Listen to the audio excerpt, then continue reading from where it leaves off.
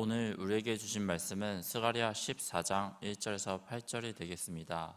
찾으신 후에 저와 여러분들이 한 절씩 교독하신 후 마지막 절은 다 함께 합독하시겠습니다. 스가랴 14장 1절에서 8절입니다. 여호와의 날이 이르리라. 그 날에 내 재물이 약탈되어 내 가운데서 나누이리라. 내가 이방 나라들을 모아 예루살렘과 싸우게 하리니 성읍이 함락되며 가옥이 약탈되며 부녀가 욕을 당하며 성읍 백성이 절반이나 사로잡혀 가려니와 남은 백성은 성읍에서 끊어지지 아니하리라. 그때 여호와께서 나가사 그 이방 나라들을 치시되 이 왕이 전쟁 날에 싸운 것 같이 하시리라.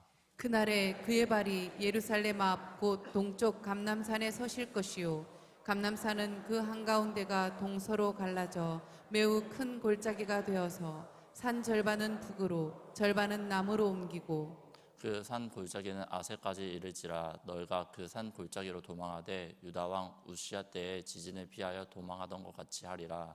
나의 하나님 여호와께서 임하실 것이요 모든 거룩한 자들이 주와 함께 하리라. 그날에는 빛이 없겠고 광명한 것들이 떠날 것이라. 여호와께서 아시는 한 날이 있으리니 낮도 아니요 밤도 아니라 어두워갈 때에 빛이 있으리로다. 그날에 생수가 예루살렘에서 솟아나서 절반은 동해로 절반은 서해로 흐를 것이라. 여름에도 겨울에도 그러하리라. 아멘. 아멘. 여호와께서 아시는 한 날이 있으니 낮도 아니요 밤도 아니라 어두워갈 때 빛이 있으리로다.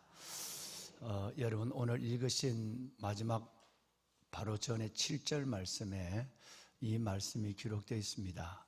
주님이 재림하실 때, 이 땅에 오실 때 이 땅의 혼란한 상황은 어떤 것이고 그 중에 빛을 가지고 빛의 기치를 들고 나가는 사람들이 어느 곳에 있을 것인가 라고 하는 어두워진 시대 속에서 황혼의 역사의 황혼 속에서 빛을 든 사람을 예언을 하고 있죠. 이것은 앞으로 우리에게 이루어질 하나님의 말씀이에요.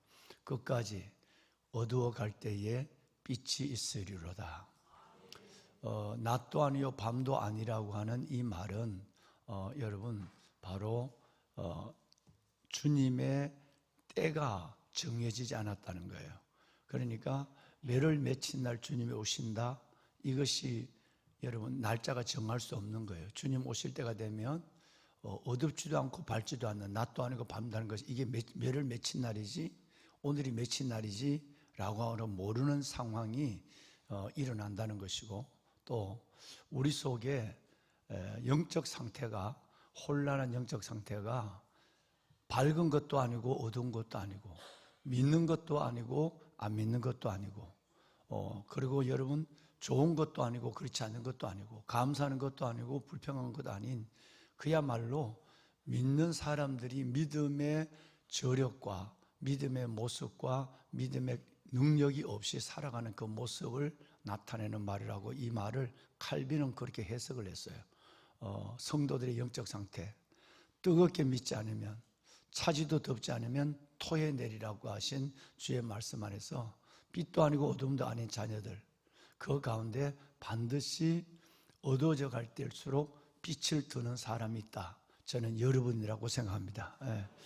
정말 여러분 이제 이 스가랴서 14장에 있는 이 말씀들을 어제 한번 전체를 읽었고 오늘부터 부분적으로 말씀을 나눠가게 될 것입니다. 여러분도 어떻습니까? 여러분은 늘 하나님의 은혜를 따라 살아가지만 그래도 어제도 마지막 우리 권사님 임종기도를 전화로 어제 임종기도를 드렸는데 정말 그 가장 사람이 모든 허식의 허를 거짓의 허를 그리고 여러분 자신의 그 모든 죄의 무거운 짐을 다 내려놓고 하나님 앞에 절대자 앞에 단독자로 설 때 마지막 순간이 가장 진실할 수밖에 없습니다. 이때는 자식도 생각하고 이때는 체면도 생각하고 이때는 내일도 걱정하고 그런 부분이 있지만 하나님 앞에서는 마지막 순간만은 누구든지 아무리 악한 자라도 진실할 수밖에 없어요. 고집을 부린다면 그것은 여러분 허황된 자신의 고집일 뿐인 것이죠. 글을 써도 마찬가지예요.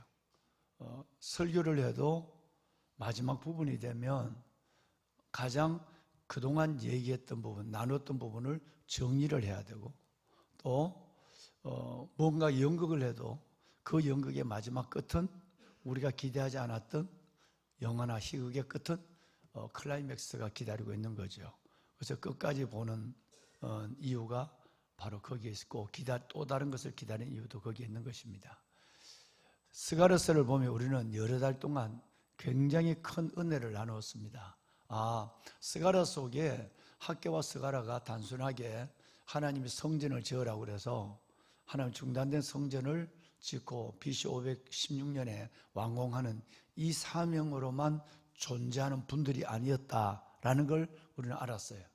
그 스가랴서에 주님은 계셨고, 매번 주님은 우리를 말씀으로 만나 주셨고, 그 스가랴를 통해서 우리의 믿음의 상태를 다시 점검을 했고, 스가랴를 통해서 예수님의 초림이 아니라 예수님의 재림 때에 우리가 무엇을 해야 될 것인가도 알게 되었고, 그 스가랴서를 통해서 하나님의 백성들의 공고함, 그 공고함이 어디서 오는지도 알았고, 그리고 하나님의 백성들을 공고하게 만드는 사람들의 끝이 어떤 것도 아는 수많은 하나님의 진리의 맛을 우리는 보면서 여기까지 왔습니다.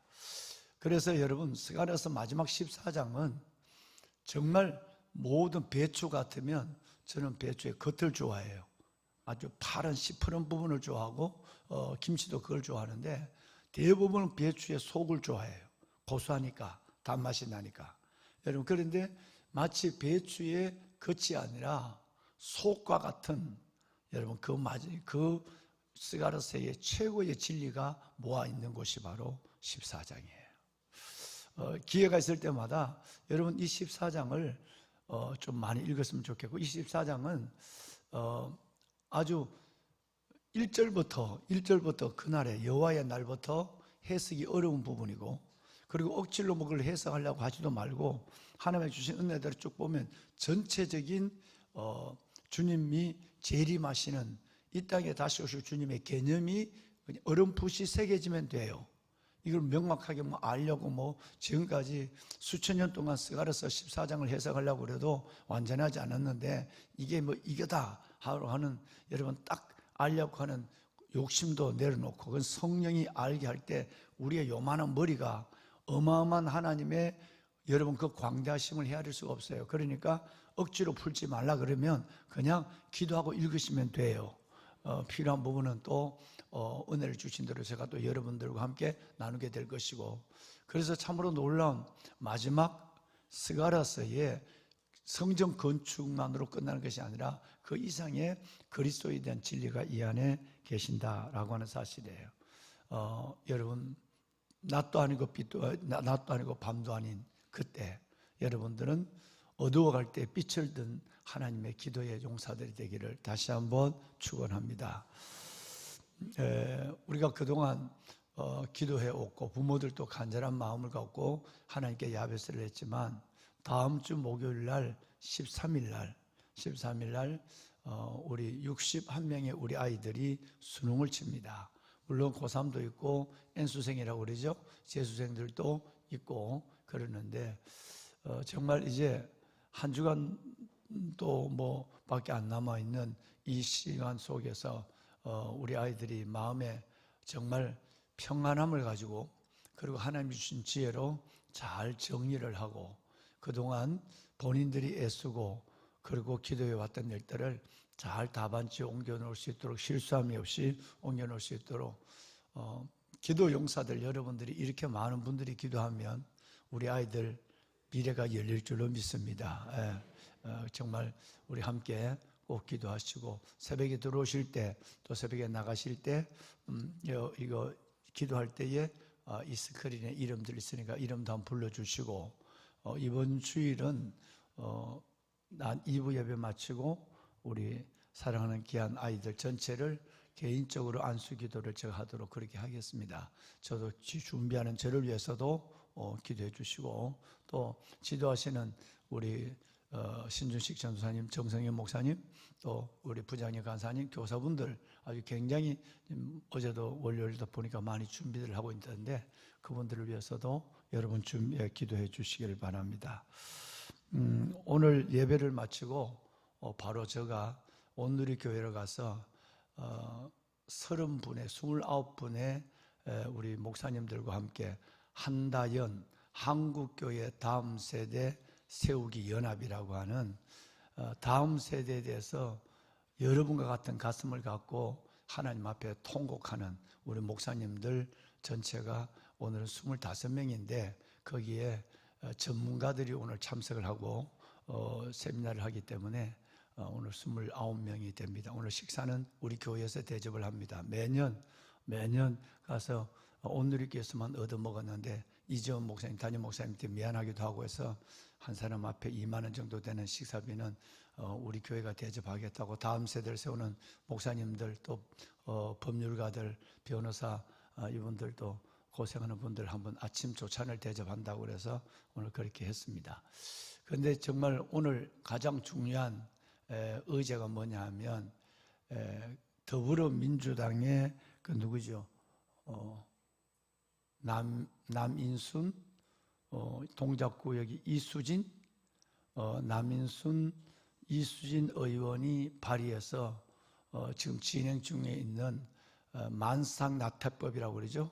만삭낙태법. 그냥 만삭이 돼도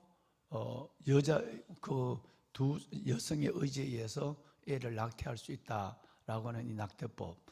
그 안에는 약물 낙태법. 그렇게 해서 생명을, 하나님이 주신 생명을 마음대로 뭐 한 달째든지 2달째든지 5달째든지 마음대로 애들을 유산시킬 수 있다고 하는 이 법을 만들고 있는데 이 법을 반대를 위해서 저희들이 수요일부터 보건사회부 복지부 장관하고 여성가족부 장관을 만나고 수요일부터 국회에서 피켓 시위를 우리 목사들이 합니다. 그렇게 반대를 하고 했는데 또 대한의사협회와 그 다음에 대한산부인과 의사협회 그리고 생명윤리위원회 또 생명존중연구회 이런 기관에서 절대 이건 안 된다. 하나님이 주신 이 하나님의 성경의 진리와 절대적으로 반대하는 것이다. 그래서 이 부분을 그렇게 반대를 해도 남인순 의원과 이수진 의원이 더불어민주당 이 의원들이 이 엄청난 죄의 법, 성경과 반대되는 법을 만들고 있어요. 그래서 오늘 저희들이 결연한 결단식을 하는 자리입니다. 그래서 여러분 기도해 주셔야 합니다.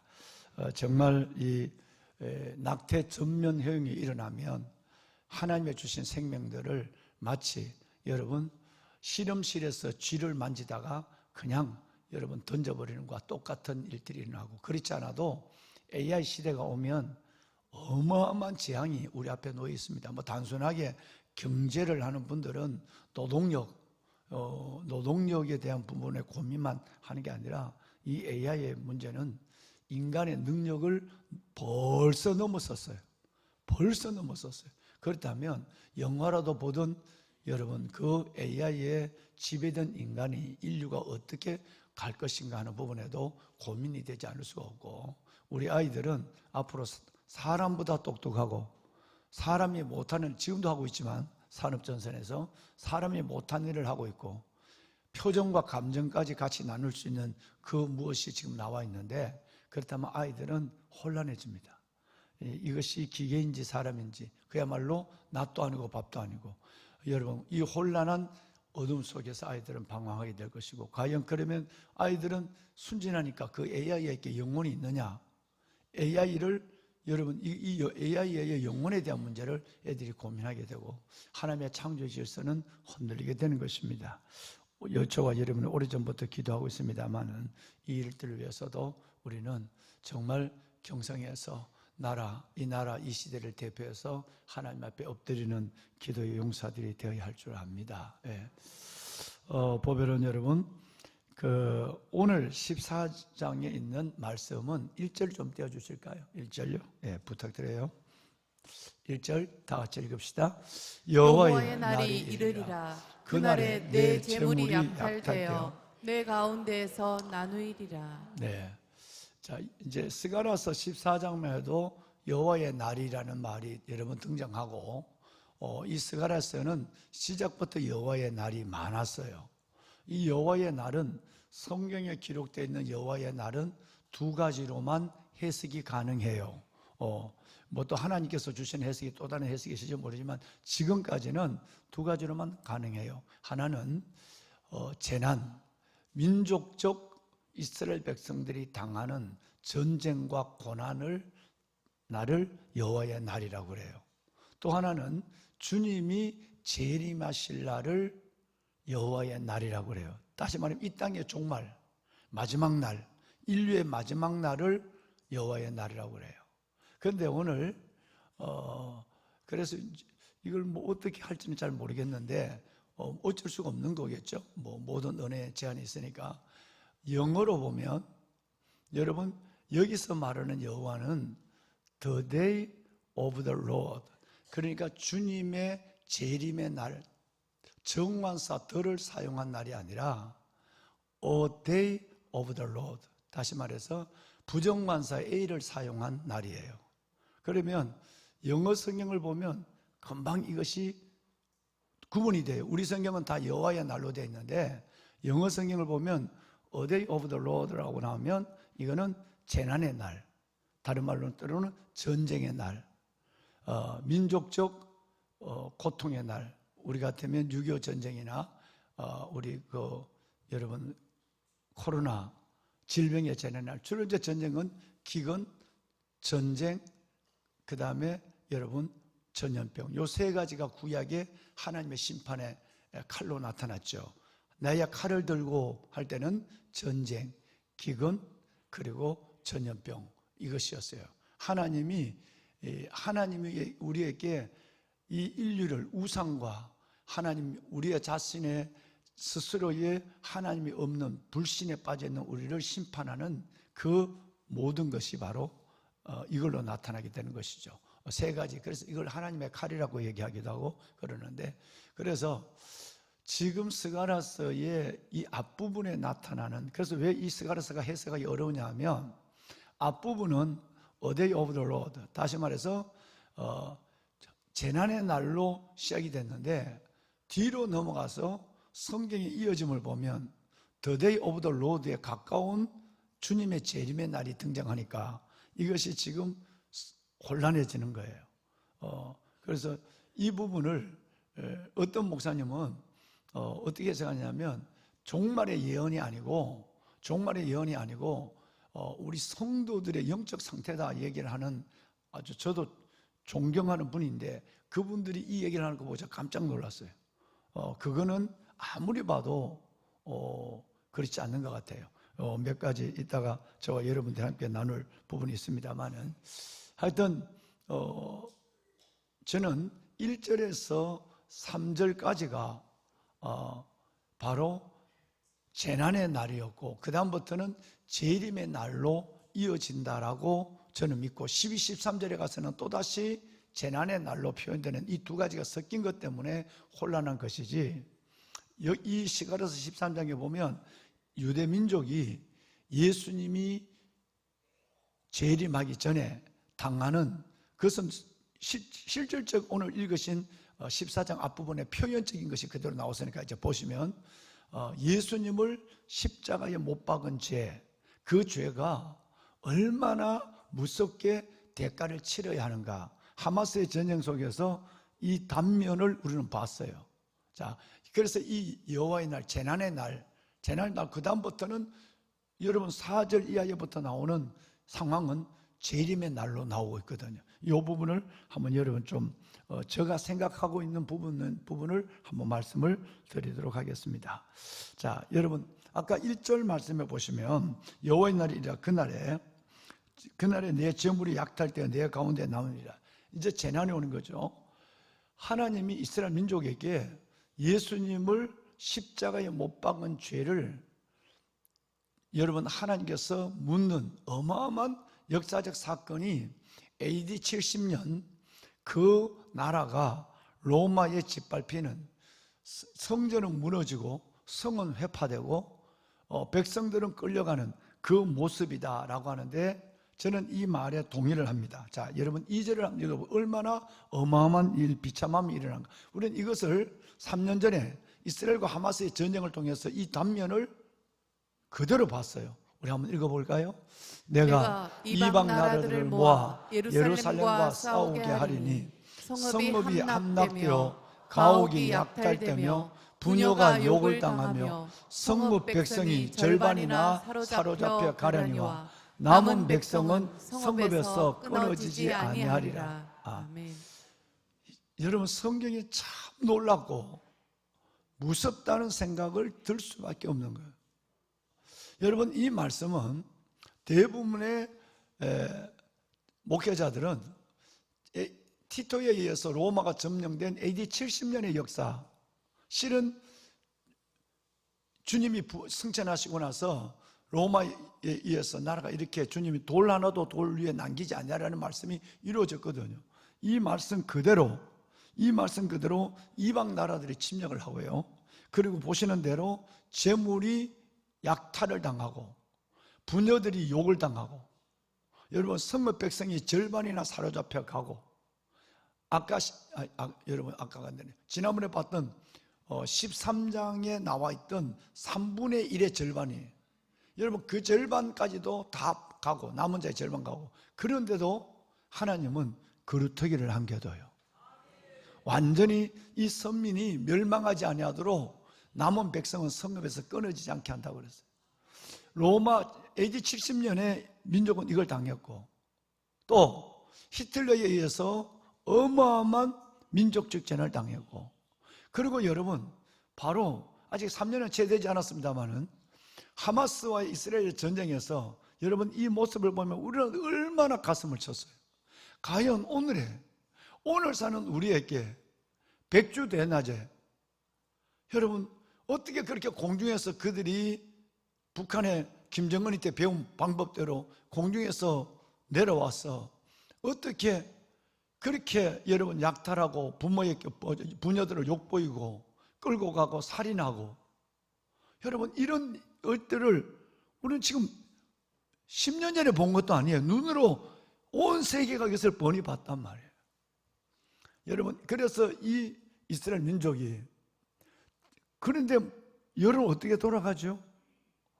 전쟁을 범한 그 나라의 이스라엘 백성들은 스스로의 자신들의 말씀에 대한 선지식과 경험을, 역사의 전쟁의 경험을 갖고 있기 때문에 이스라엘 민족이 네타냐후가 전쟁을 할 때, 여러분 이 전쟁하는 네타냐후를 어느 순간 2만 명 이상 살상이 됐을 때, 죽었을 때 비판하기 시작하는 거예요. 하나님만이 저는 아시는 거라고 생각해요. 이 무자비한 일을 여러분 국경을 넘어와서 이 일을 행한 그 민족은 계속적으로 여론이 동정을 얻게 하는 거예요. 그러니까 여러분 그렇게 잔인한 모습을 당했는데 힘이 없는 것도 아니고 가만히 있을 리가 없죠. 말씀이 없는 것도 아니고, 지난 전쟁에 여러분 74년, 또 그 전에 여러분 전쟁 67년 여러분 6.1 전쟁 제4차 중동전쟁의 경험이 없는 것도 아니고 가만히 놔두지 않죠. 완전히 이스라엘은 이 이방의 사람들을, 여러분 이방 나라들을 완전히 끝내버릴 작정을 해요. 그런데 그것도 어리석은 짓이에요. 이것은 하마스의 일이 아니라 성경의 예언이에요. 예언. 하나님이 이들이 하나님을 메시아를 끝까지 거부한 일들에 대해서 하나님은 어떻게 시대마다 이 유대민족, 그렇지 않으면 유대민족 깨닫지 않으니까요. 그러면서도 하나님은 사랑합니다. 유대민족을 사랑해요. 이스라엘을 무지무지 사랑해요. 그래서 여러분 남은 백성들을 통해서 또다시 하나님의 일을 이루어가요. 그 많은 열방의 짓밟힘과 아랍의 침략을 받아도 떨기나무에 불이 붙었지만 떨기나무가 타지 않는, 죄를 남기지 않는 것처럼 유대민족을 그렇게 밟으려고 하지만 유대 민족을 때린 망치가 부러지기 시작하는 거예요. 요르단이 여러분 이전에 4차 중동전쟁 요르단의 망치가 부러졌고, 그 무서운 이란이 한 대낮에 1시간 반 만에 이란의 모든 항공기들이 다 전멸되는, 그들의 망치가 부러졌고, 시리아의 망치가 부러졌고, 레바논의 망치도 부러지고, 모루는 막고 있는 것 같지만 여러분, 말 없는 모루는, 맞는 모루는 망치를 부러뜨리는 힘이 있는 거예요. 유대민족은 이걸 아는 거예요. 보배로운 여러분, 말씀은 이루어져 가고 있어요. 왜 우리가 말씀을 사랑해야 하는가? 말씀에 지혜가 있는 거, 말씀에 여러분 능력이 있는 것이 아니라 그 이상의 지혜와 능력과 길이, 우리의 생명이 말씀 안에 있어요. 정말 말씀을 사랑하는 기도의 용사들이 되시기를 바랍니다. 자, 여러분 이제 이 3절을 한번 읽어볼까요? 3절. 자, 3절 함께 읽습니다. 그때에 여호와께서 나가사 이방 나라를 치시되 이왕의 전쟁 날에 싸운 것 같이 하시리라. 놀랍죠? 이걸 보면 병 주고 약 준다는 거죠. 그죠? 하나님이 우리의 범죄 때문에, 이스라엘 민족의 범죄 때문에 하나님은 이방 나라들에게 진짜 우리 눈으로 볼 수 없는 비참한 고통과 죽음을 보게 하시고, 그 가운데 정신을 차리게 하시고, 그렇게라도 정신을 차려야 우상을 버려 돌아오니까 남은 자들이 회개하게 하시고, 이 레넘트, 남은 자들에 의해서 또다시 하나님의 역사를 일으키는데, 우리가 스가랴서도 봐왔지만 하나님의 백성들을 괴롭힌 민족, 하나님의 백성들을 괴롭힌 사람을 하나님이 정의하겠다는 거예요. 이 말씀이, 하나님이 이제는 하나님의 이방 나라를 보내놓고 이제는 그 하나님의 이방 나라를 치시는 거예요. 누구처럼? 바벨론처럼, 누구처럼? 아시리아처럼, 누구처럼? 로마처럼. 하나님이 이스라엘 백성들을 치게 한 나라, 하나님의 막대기로 사용한 나라를 꺾기 시작한다는 거예요. 이 말씀을, 그러면 이걸 이제 우리 삶으로 대입합시다. 그러면 보배로운 여러분 어떻게 되시죠? 저와 여러분이 때로는 우리의 죄 때문에, 내 실수 때문에 여러분 어려움을 당해요. 세상에서 어려움을 당하고, 사람에게 어려움을 당하고, 그 어려움을 당할 때 우리는 철저하게 회개를 해야 돼요. 하나님이 왜? 하나님만을 붙잡고 차지도 않고 덥지도 않고 낮도 아니고 밥도 아닌 이 믿음에서 이런 일이 없으면 우리 정신을 못 차려요. 여러분 이번 주일 설교가 여러분 바로 그렇게 연결이 됩니다. 사도행전 설교가 그렇게 됐는데, 우리는 육을 가지고 있는 존재예요. 육을 가지고 있는 존재니까 하나님 앞에도 하나님이 뭐라고 그래도 싫어요. 어떻게 하나님께 싫어요 말하죠? 주님 이건 아닙니다. 뭐 이렇게 해요. 그러면서 우리는 여전히 하나님을 사랑하지 않는 것도 아니지만, 하나님을 사랑하면서도 내 안에는 하나님이 뭐라고 말씀하셔도 나는 내 할 길을 가는 고집의 의지가 분명해요.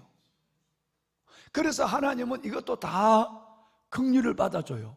그런데 이것이 계속적으로 하나님의 의지를, 신이라고 그러죠, 하나님의 의지를 이겨가면 내 고집이, 말씀이 선포되고 하나님의 말씀이 내게 주어졌는데도 하면 하나님은 드디어 멈춰 세우기 시작합니다.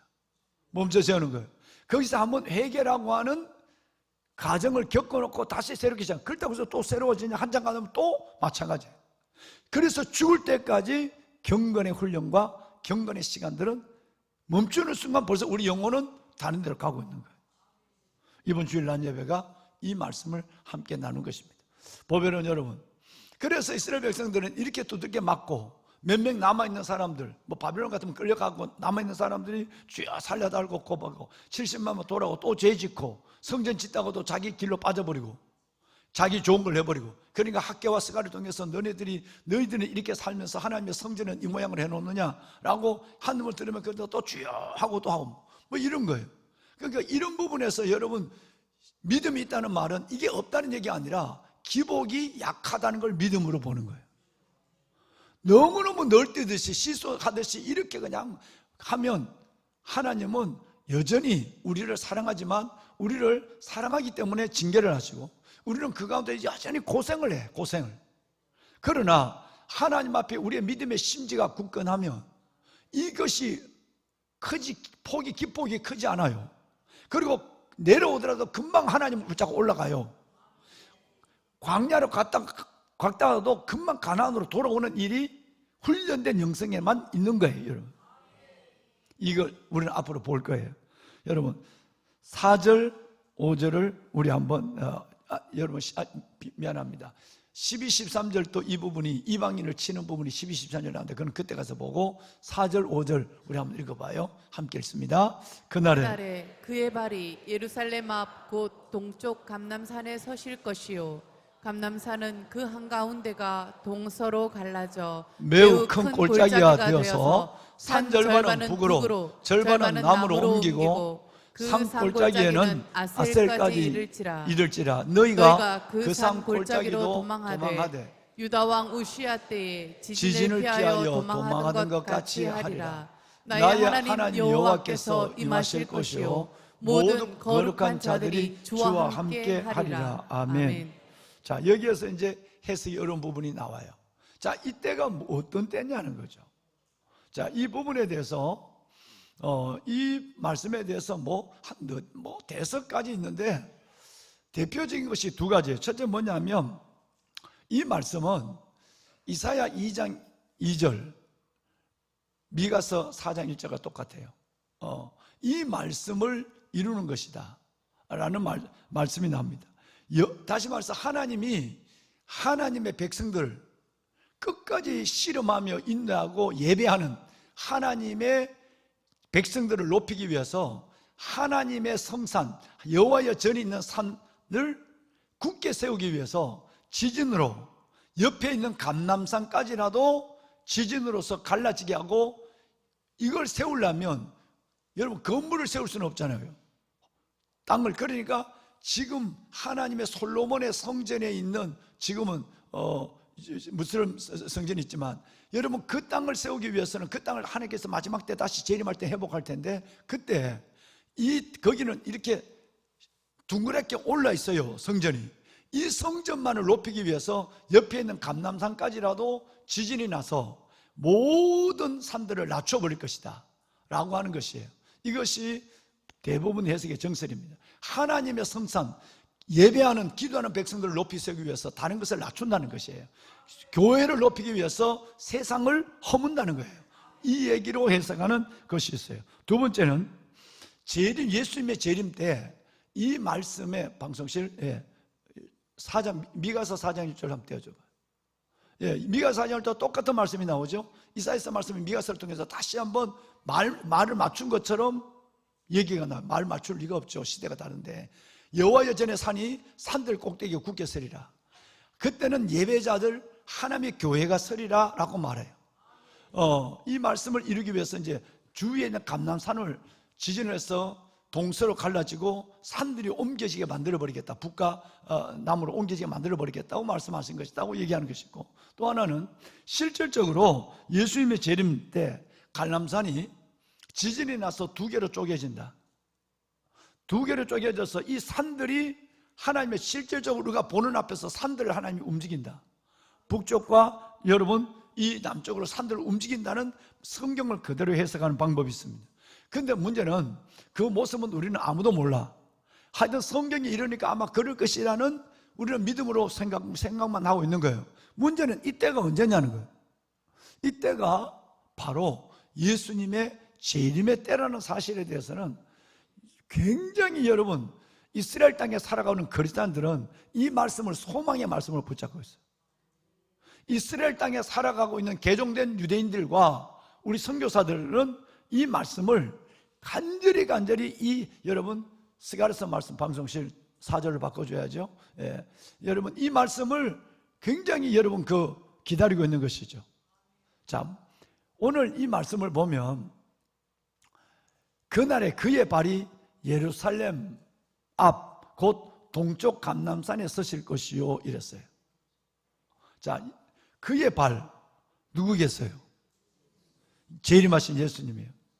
그래서 왜냐하면 모든 이 세상에 존재하는 그리스도인들은 예수님은 어디에 오시느냐 하면 예수님이 승천하신 감람산, 승천하신 자리에 예수님이 오신다는 사실에 대해서는 성경의 여러 가지의 비유를 통해서 거의 신학자들은 확신을 하고 있어요. 그러면 예수님이 바로 감람산, 그 감람산에 예수님이 오실 때 예수님에서 예수님이 그 발이 감람산에 서시는데 그 주님이 어디로 들어오느냐는 거예요. 그런데 여러분, 이 말씀을 이루는 성경이 얼마나 놀라우냐면 예루살렘 성에 문들이 있는데 다 문이 열려 있어요. 지금 통행해야 되니까. 그런데 여러분이 보셨던, 이제 내일 보여드리겠습니다. 지난번에 한번 어떻게 보여줬는데 감람산 쪽에 있는 동쪽 문은 닫혀 있어요. 여러분, 그쪽 지역은 실질적으로 아랍 사람들이 지배를 하고 있다시 한번 곳이에요. 그들은 하나님도 없는 사람들이에요. 예수도 모르는 사람들이에요. 근데 여러분, 이 동쪽 문이 닫힌 이후로 동쪽 문은 한 번도 안 열렸어요. 그게 닫혀, 모든 문은 다 열려 있다니까. 예루살렘 성은 이 문에 가서 저 문하고 저 문, 이 문하고 다 근데 동쪽 문만은 못 들어요. 그 앞에는 내가 죽으면 동쪽 문에 묻히라고 그랬어요. 거기는 공동 묘지만 가득하게 문 앞에 있어요. 제가 여러 번 가봤어요. 그 동쪽, 예루살렘 동쪽 문에 주님의 발이 서게 된다는, 감람산에서 재림하셔서 그쪽으로 주님이 들어오신다는 것을 말씀하고, 이건 뭐 온 세상의 그리스도인들의 로망이에요. 로망이에요. 우리는 이 땅에 있으면서도 그 주님을 볼 것이에요. 할렐루야. 여러분, 우리 이제 여기까지만 좀 했으면 좋겠어요. 내일부터 한 절 한 절 좀 다른 말씀을, 14절 마지막 이 절정의 말씀들을 함께 읽어가며 우리의 믿음으로 하나님 앞에 이 말씀을 받도록 하겠습니다. 여러분, 방송실 좀 띄워줄까요? 우리 아이들 이름 좀 띄워주세요. 이 아이들 이름. 정말 여러분, 이 아이들 위해서 기도해 주시고, 또 무엇보다도 오늘 저희들이 목사님들이 모여서 오죽했으면 우리 목사님들 중에는 스님처럼 머리를 빡빡 깎은 분도 있어요. 얼마나 이 시대에 하나님의 법을, 여러분, 하나님의 성경과 복음적 가치관을 대적하는 이들에 위해서 얼마나 목사님들이 울는지. 그래서 한국교회 다음 세대는 지금 이 하나님의 성경적 가치관으로 세워진 나라가 아니면 안 된다. 뭐든지 마음껏 법을 만들 수 있는 지금의 거대 여당의 힘 속에서 우리의 진리를 내어주지 않아야 된다. 이 부분에 대해서 저희들이 오늘 또 모여서 함께 기도하는 오전 시간을 가질 텐데, 여러분, 정말 우리 현실적 법부터 차별금지법, 포괄적 차별금지법, 여러분 젠더법, 그리고 무엇보다도 여러분 여성가족부 중심으로 하면서 이것이 보건복지부로 연결되어 있는, 물론 뭐 그거는 그 사람들이 다 한 손을 잡고 지금 하고 있는데 뭐 면담을 해도 안 돼요. 이번 수요일부터 또 이 일이 진행이 되는데, 그래서 여러분 정말 하나님의 주신 거룩한 생명을 때에 관계없이 약물과 수술로 마음껏 그냥 내가 하면 그냥 하는, 여러분 이런 생명 경시 풍족으로 넘어 하나님의 주신 생명을 그냥 버리는 이런 일들이 이 땅에서 일어나지 않도록 우리는 하나님 앞에 기도로 막아야 될 줄로 믿습니다. 다 같이 손을 한번 들겠습니다. 손을 들고 우리 주님을 3번 부르고 하나님 앞에서, 하나님 정말 이 나라 그리고 이 땅의 교회 다음 세대를 지켜주시고 살려주옵소서. 성경적 가치관에 하나님의 그 놀라운 하나님의 은혜가 이 땅의 모든 민족 속에서 하나님 변함없이 움직이게 하여 주시옵소서. 세상 하나님이 없는 그 하나님께서 세상 속에서 어둠이 이 땅을 지배하지 않게 하여 주옵소서. 모든 악법을 막아 주시옵소서. 수능을 준비하는 우리 아이들 한 사람 한 사람을 붙잡아 주시고 지혜와 계시의 영을 주시고 평안한 마음을 더하여 주옵시고 건강까지 지켜 주옵소서. 주님을 3번 부르고 기도하겠습니다. 주여 주여 주여. 살아계신 아버지 하나님의 은혜와 사랑을 감사합니다. 택한 나름의 거룩한 주의 자녀들, 아버지 하나님의 기도의 소명, 하나님께서 우리를 불러 부르짖게 하는 그 기도의 자리에 나와서 오늘 이 새벽을 깨워가며 목숨 걸고 기도하는 37교도 용사들과 모든 하나님의 사명자들 하나님의 축복하여 주옵소서. 아버지, 오늘 이 시간 저희들이 간절한 마음으로 기도합니다. 하나님, 이 땅의 악법을 막아주시옵소서. 하나님이여, 이 땅의 악법을 막아주시옵소서. 오 하나님이여, 다수를 따라 행하는 악을 막아주시옵소서. 다수를 따라 행하는 악을 하나님이 막아주시옵소서. 지금까지 극적인 하나님의 은혜 이 땅의 교회 성도들의 몸부림으로 저들이 막아왔습니다. 하나님의 젠더법, 아버지 하나님, 동성혼 하나님이여 동거법, 그리고 하나님께서 이 하나님의 낙태법, 하나님 모든 하나님의 포괄적 차별금지법, 이 모든 법들이 하나님이여 정말 나는 세워지지 않도록 도와주시옵소서. 하나님은 방법이 있습니다. 하나님은 하실 수 있습니다. 주여, 우리가 주의 방법이 되게 하여 주옵소서. 우리가 주의 방법이 되게 하여 주옵소서. 오 하나님이여, 우리를 붙잡아 주시고 우리 아이들, 우리 하나님의 자손 만대 위에 오늘 부끄러운 법이 하나님이여 저들에게 전해지지 아니하도록 도와주시옵소서. 수능을 준비하는 아이들 지혜와 명철을 주시고 아버지 하나님이여, 우리 아이들 속에 하나님의 은혜를 다하여 주옵소서. 평안을 주시고 건강을 주시고 담담을 주시고 그동안 배운 것을 잘 옮겨놓으며 하나님의 우리 아이들이 진학의 문을 들어갈 수 있도록 주님 축복하여 주옵소서. 심는 대로 거두는 하나님의 진리 가운데 우리 아이들이 다시 한번 자신을 깨닫게 하여 주시고 좋은 대학보다는 좋은 믿음을 가지고 살아가는 우리 아이들 되게 하여 주시고 부모님들이 아이들 속에 무엇보다도 하나님 아이들의 믿음의 욕심을 갖게 하여 주옵소서. 아이들의 믿음의 욕심을 갖게 하여 주옵소서. 하나님의 세상 속에 있으며 세상에 속하지 않는 자의 삶을 살아가는 아이들로 설 수 있도록 주님 도와주시고 삼철기도 용사들이 새벽마다 하나님 앞에 우리 주제 기도할 때에 하나님께서 이 귀한 삼철기도 용사들의 기도를 들으시고 다음 세대와 한국교회와 이 나라를 살리는 역사를 보게 하소서. 주여, 아버지 하나님의 복음적 가치관으로 살게 하소서. 복음의 가치관으로 살게 하여 주옵소서. 복음의 가치관으로 살게 하여 주옵소서. 하나님이여 축복하소서. 아버지 은혜를 더하여 주옵소서. 하나님, 주님이 오실 날이 심히 가까워진 이 시대 우리가 낮도 아니요 밤도 아닌 믿음을 갖지 않게 하여 주옵소서. 어두워져갈 때 빛이 있으리라. 어두워져갈 때 빛이 있는 남은 자가 되게 하여 주옵소서. 하나님의 여호와의 날이 이르르니 낮도 아니고 밤도 아닌 그날 하나님의 밝지도 않고 어둡지도 않는 그런 믿음을 갖지 않게 하여 주옵시고 하나님의 어두울 때 황혼의 때에 빛의 기치를 드는 하나님의 귀한 일꾼들이 되게 하옵소서. 하나님의 다음 세대를 세우소서.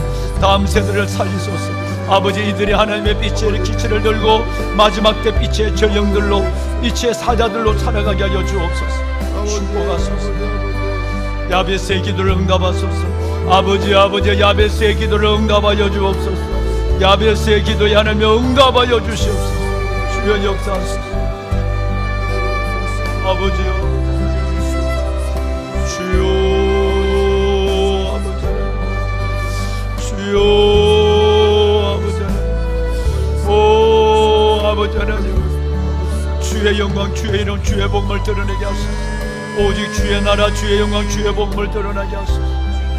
모려호를 통하여 다음 세대들이 하나님이여 교단과 지역을 넘어 다음 세대들이 일어나게 하여 주옵시고 하나님이 우리의 다음 세대를 살려 이 시대의 그루터기를 보게 하여 주옵소서. 이 시대의 시냇가의 버들들을 보게 하여 주옵소서. 이 시대의 7,000병기를 볼 수 있는 7,000병기의 훈련소가 되게 하여 주옵소서. 주여, 아버지 하나님의 아버지 하나님, 건축의 과정이 하나님의 나타나시며 주의 영광과 역사를 보게 하여 주옵소서. 축복하소서. 모두에게 하나님의 지혜를 다하여 주옵소서. 하나님이여 아버지 하나님의 공사 관계관들을 안전하고 평안하게 하시고 하나님의 지혜를 다하여 주옵소서. 하나님의 일을 감당하는 거룩한 올리아카 부산인이 되게 하여 주옵소서. 올리아카 부산을 믿으